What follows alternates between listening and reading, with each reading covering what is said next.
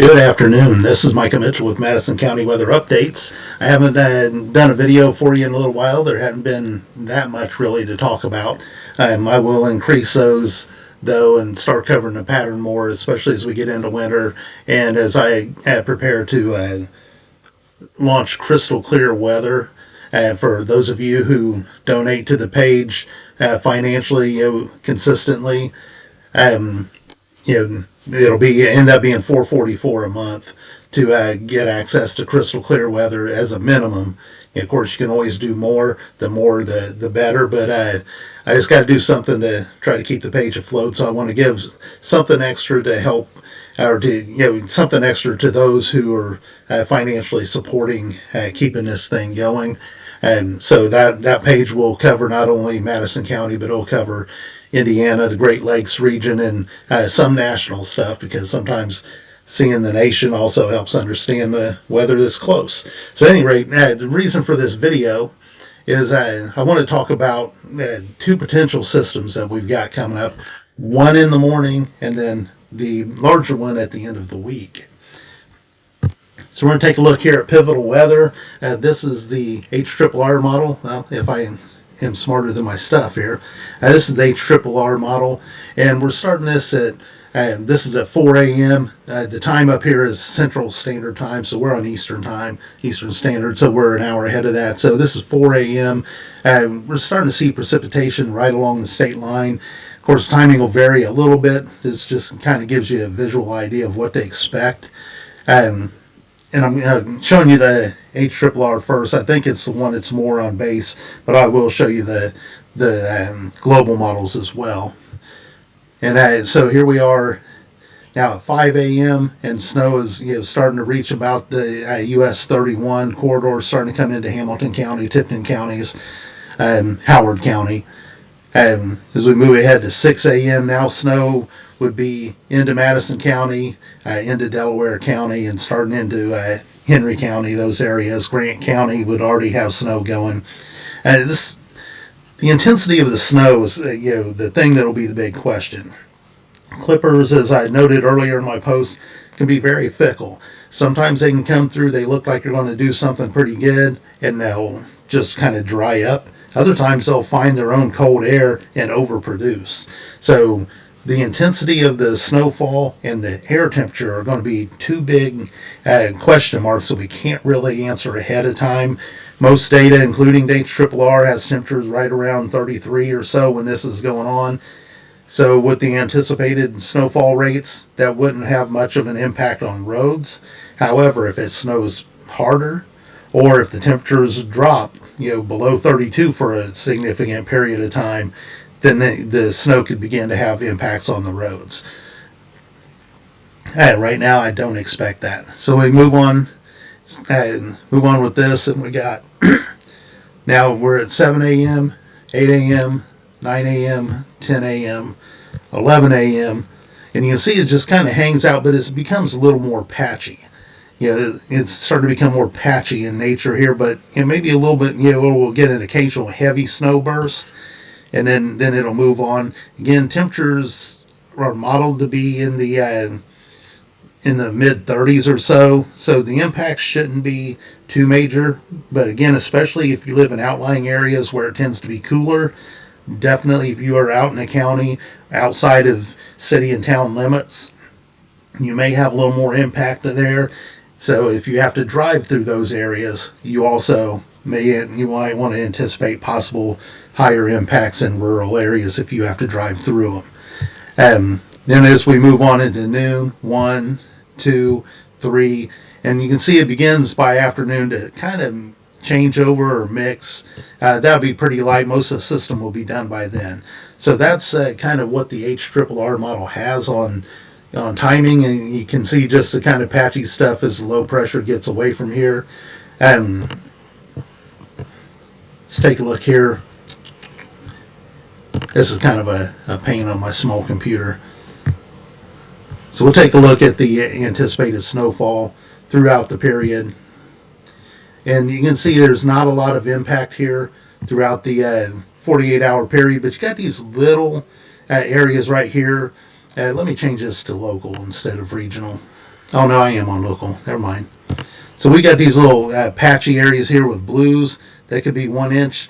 So you can't take these verbatim. Banding could set up here, it could set up here. This thing might come farther south. As some of the models have, it might stay north and we might get rain instead of snow. It's hard to say, but I think the HRRR is kind of on the right track with this thing. So that's where we'll stop with that with the HRRR. We'll take a look at the European model real quick because it has a much different look on this thing. Here we are. Let's back this up. So here we are as we're coming into Tuesday, and as we're getting to 4 a.m. and then into, I hate the way this thing functions. You can see that Euro has mixed to rain. All the snow is up in northeastern Indiana. So that's its take on what's happening in the morning. Then the GFS, it's a little more hit and miss also. Let me back up some. And we'll take a look as this would come in here. The timing, about 4 a.m., 7 a.m. You can see it would have already had one decent burst go through, kind of a dry area, and then another decent burst, and then it begins to change to rain, with the heaviest snows again staying up to in northeastern Indiana. So there are a couple of other alternate things there. The Canadian, let me back way back here because Canadian's only available on the regional. So the Canadian's a little more robust. And it comes in, I gotta be smarter than my stuff here, people. So it comes in here, and again, this is about 8 a.m. and it's got decent snow all the way through, and then it keeps the rain farther south, and then it gets it on out of here. The Canadian wants to put down about 1 inch or 1.5 inches of snow, so that would be more of the overachiever if the air is colder. The Euro would be if the air is warmer, and the HRRR is about where I think that things are going to play out. So I would anticipate anywhere from a dusting to maybe 1 inch of snow in the morning, but keep in mind, again, if you're in the outlying areas, you could have more impact from that. So we'll move on. Since we're on the Canadian, we'll move ahead to the system that's anticipated this Saturday into Sunday. So here we are midday Saturday, and you see the snow is way back here in Iowa. And then we got heavy rain coming through basically the northwestern half of the state. And then it really builds in as the low comes. It really cranks in. This system Saturday is going to have good access to the Gulf of Mexico, which means good access to moisture, also good access to warmer air. And so the track of this low is going to be key. You see the Canadian has the low tracking way back here into western Illinois, which keeps the majority of the snow way back to our west. And then finally, as the low begins to depart at Sunday evening, then it has some mixing going on here, but nothing of significance. And what we want to take a look at, though, is the large amount. Those who hate snowfall, you might be thinking, okay, I'd rather have rain than snow. But if we click through, got this on 24-hour or 48-hour rainfall. So it's, the Canadian wants to put down about 1 inch or so of rain. Again, the heaviest precipitation out to our northwest. So that's the Canadian's idea. We'll switch to the GFS idea. And then here we are getting into, man, this is really wonky on my computer. Kind of frustrating. So we'll just say, here we are in the afternoon. Here's the around 1 p.m. on Saturday. GFS has low pressure coming through western Indiana. The Canadian had it way back here in western Illinois. So we'll get the heavier rains pumping through here on Saturday if the GFS is correct, as it really drags. I mean, it's got the low coming right across Madison, Delaware, and Henry counties in the afternoon with some heavy rain, maybe even some thunder, as strong as this system will be, and then it brings in some backside snow, and then it's out of here. So the snow impact would be minimal. It would be a heavy rain event. an inch, inch and a half. Then we'll take a look at the European. So the European then is, I've got on total QPF. I'll just leave it there first. So we'll show the total precipitation. Oh no, I've got it on precipitation type. I'm sorry. So here we are. We're into early Saturday. This is Saturday morning, about 10 a.m. And you can see the heavy precipitation beginning to move in from the south. And the European then really cranks in heavy moisture. And you can't, here it comes. You can see where the European runs the low over here through western Ohio. So you've got Canadian western Illinois, you got the GFS in western Indiana, you've got the European in western Ohio. So that's the big spread on where this is going to track. And so yeah, it's really hard to say this far out, but you can see the European starts us with heavy rain. I think the Euro puts down about 3 inches or so of rain. And then, look at this, a mix change into heavy snow. Look at the heavy snow from Lafayette to South Bend. It just really heavy swath. Then it begins to get it out of here by next Monday morning. So now we'll go back and take a look at the total snowfall. So first, as we go through this first event, you can see the European only has next to nothing here in Madison County. It's got an inch or so up close to Fort Wayne. So now we'll move it ahead. And as we get into the weekend, then we start to look as we're into Sunday, and you see that heavier snow begin to spread into west central and northwestern Indiana, with Madison County picking up a couple of inches. Yesterday, the European had Madison County picking up about 6 inches. So these things have been wavering back and forth. And when the Euro comes east, the GFS goes west. When the GFS goes west, when the Euro goes west, the GFS comes east. So they're trying to home in somewhere across Illinois or Indiana. There's going to be a heavy snow band. We can't say exactly where yet, but it's going to be heavy snow on the northwestern part of this low. It's going to be heavy rain on the southeastern part of this low. As we get through the week, we got to fine tune this, but this event will occur. It's kind of a long range because it's going to be a long, drawn out. Let me show you one more thing, and then I'll get off of here because I'm really taking too long. But let's go back to the precipitation. And let's go to a national view because it'll be easier to see what I'm going to be talking about, why it's going to be such an event.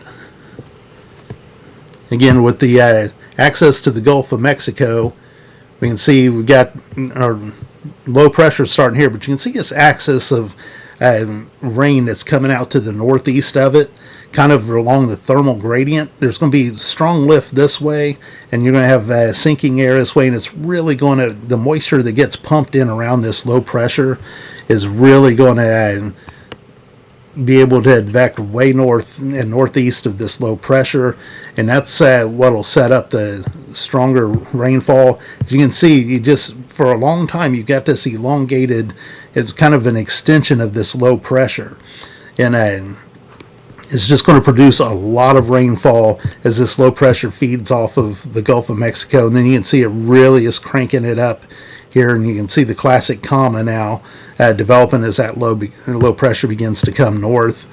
And then here's as the low kind of comes through this part of Indiana into western Ohio, and you can kind of see a secondary low try to develop back here. So if you get a 1-2, that's something we'll have to watch out for. But that just kind of gives you an idea of why this event's going to take so long. It really can start sometime during the day on Saturday and run itself all the way through early Monday. So that's where I'm going to stop for now. I will update later on in the week as this becomes more into focus.